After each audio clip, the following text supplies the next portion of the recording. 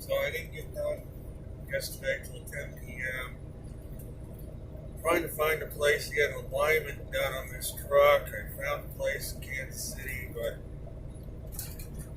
unfortunately, the person who does alignments was not in.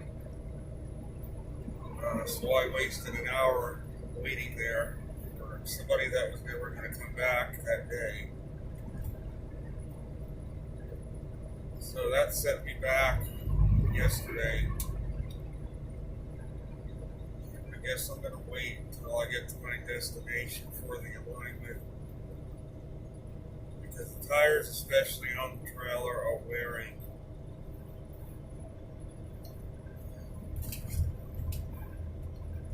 Such a way that it's not normal.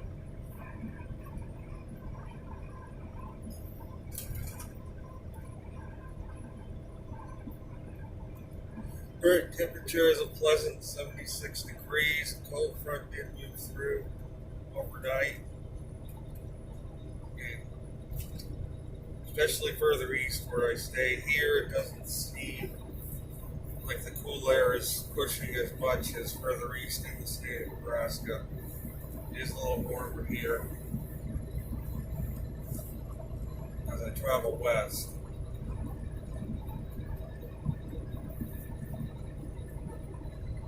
However, no rainfall accompanies the front, just a wind shift to the north.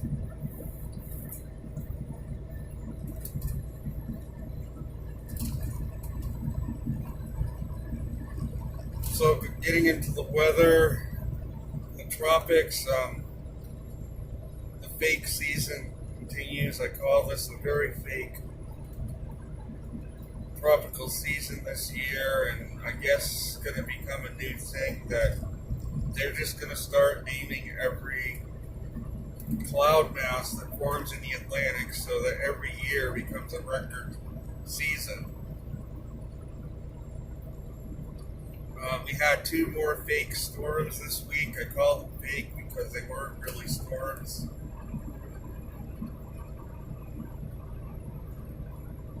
Both storms are fake. They claimed that a hurricane Cat 1 hit Belize, and I looked on the satellite, and I don't mean to question what they're saying, but this storm they're talking about that hit Belize was basically a cluster of thunderstorms and not more than that. Maybe one of the thunderstorms might have kicked up the winds. A thunderstorm can kick the winds up to 50, 60 miles an hour if the topography is right. There are mountains in that region.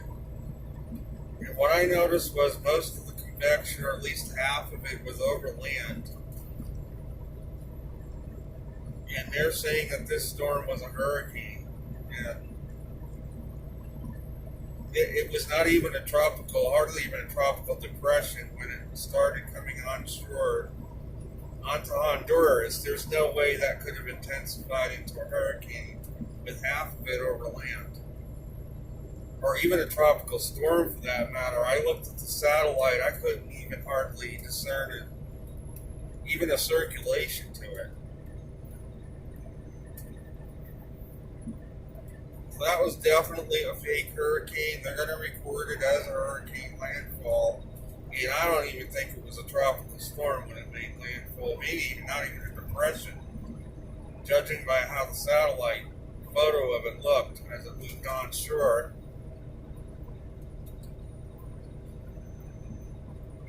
I mean, it was only a 50-mile wide area of convection when it actually came ashore in Belize. It was that tiny. Maybe 2 or 3 thunderstorms clustered together at most. It was bigger further east, but again, half of it was onshore on Honduras. And only half of it was actually over the water. The other tropical storm never was a storm. It was a cluster of thunderstorms on the southern end of the front, and that's all it ever was. And we're being told that that was a tropical storm. that was named. And so they're basically now throwing names out there on everything that forms in the Atlantic.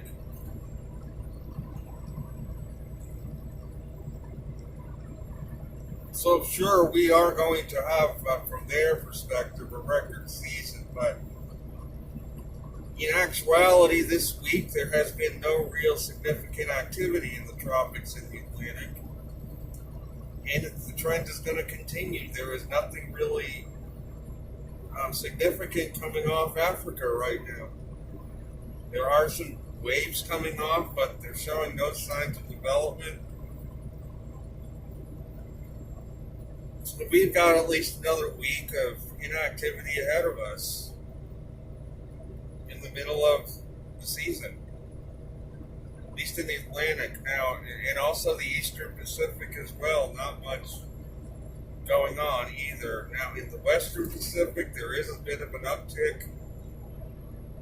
We had that typhoon, and as I predicted, it moved.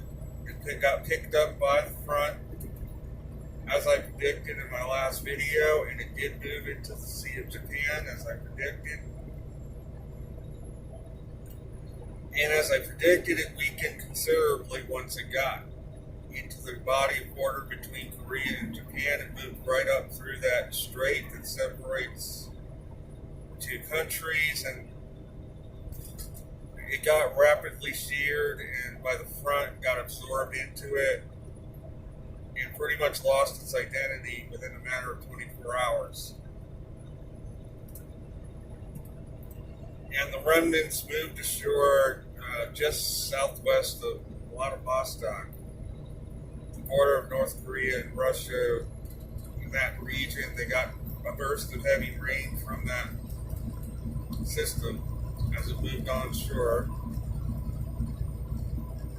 However, we have another tropical storm formed north of Guam, the Pacific. This is moving west-northwest slowly toward Okinawa, Japan. I think it's going to curve more northwest. Okinawa will get the southern part of the system. And then I think Japan could be threatened by it early next week. Japan needs to watch this system, but I don't think it's going to be a Cat 5 or anything, maybe Cat 1 typhoon.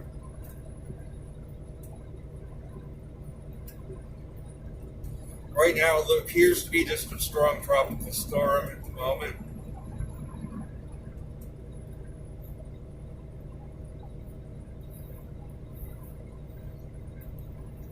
Right now, that is the only significant tropical system globally. So we have one tropical system. The monsoons over India are continuing to wind down. India is getting, by the day, more and more looking on the drier side. There still was a pocket over southwestern India that got some heavy rain, and another pocket formed over northwestern India. So Pakistan may get another dose of heavy rainfall out of that.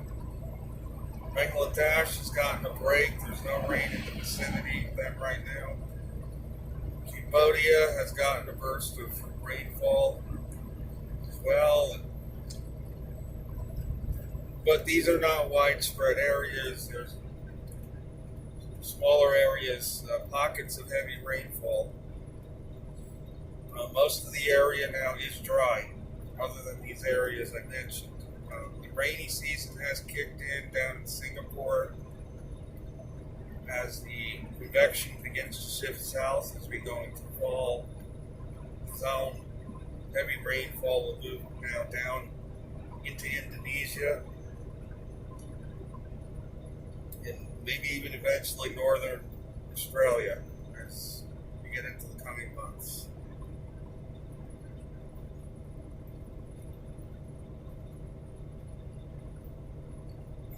For the weather now in the temperate zones, in the U.S., I mentioned that front that moved through Nebraska. That came from a system that broke off from Alaska and moved rapidly across eastward along the U.S.-Canadian border.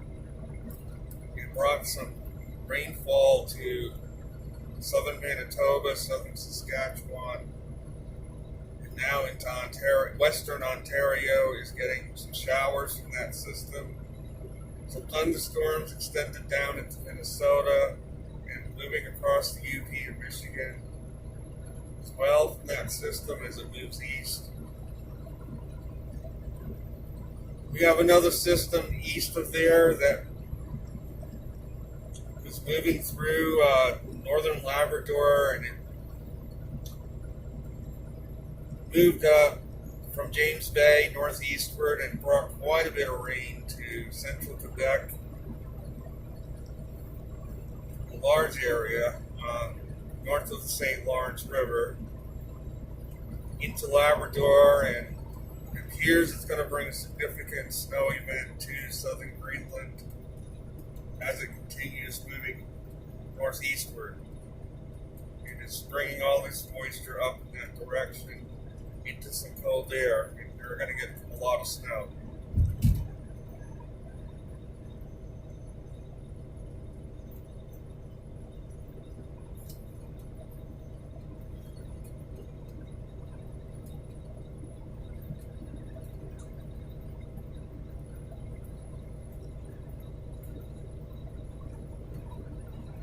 The main low pressure continues to spin around in southern Alaska,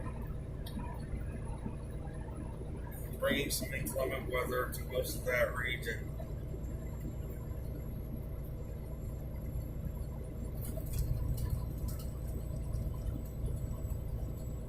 In Europe, we have a low that's moving across Poland.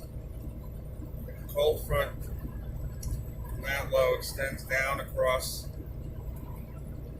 Estonia, Romania, down through southern Italy, all the way down to Algiers in Africa, bringing a band of showers and thunderstorms to that whole region, moving eastward. Another low off of eastern Greenland, dragging a front down through the British Isles, bringing some more showery weather and cooler weather there.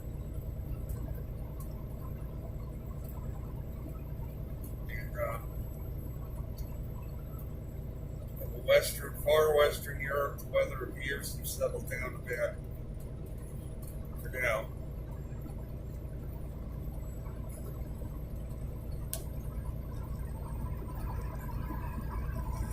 In the southern hemisphere, we have a strong area of low pressure south of the continent of Australia, bringing some cold air northward to the southern shores of that region. And this was the low I talked about last week over the Indian Ocean and has moved east. And it is driving its cold front toward South Island of New Zealand, which is going to get another dose of rain and mountain snow in the next couple days from that system. And probably the North Island eventually as well. South America, we have a bit of a break there, though they're still very chilly. And South Africa is bracing for another shot of cold air, maybe even some snow in the higher elevations from another cold front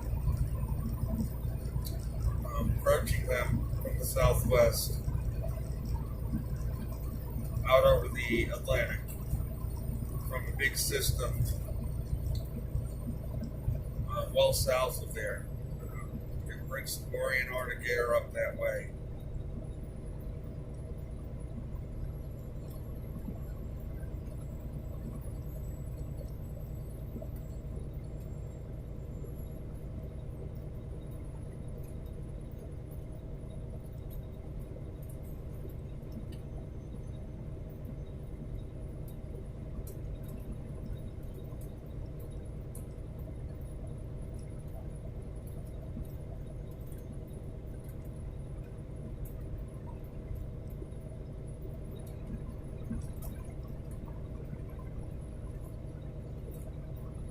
So some interesting observations. I noticed a lot of people traveling in campers on this highway. There's a lot of people that seem to be living out of campers. A lot of U-Haul trucks heading in this direction.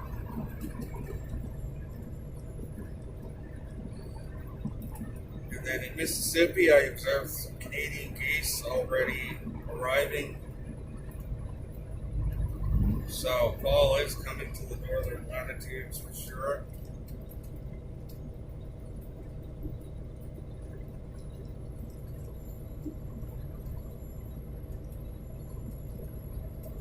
We noticed the birds gathering huge flocks yesterday evening. So yeah, the migration has begun. So that is going to be it for this video. I will be back soon.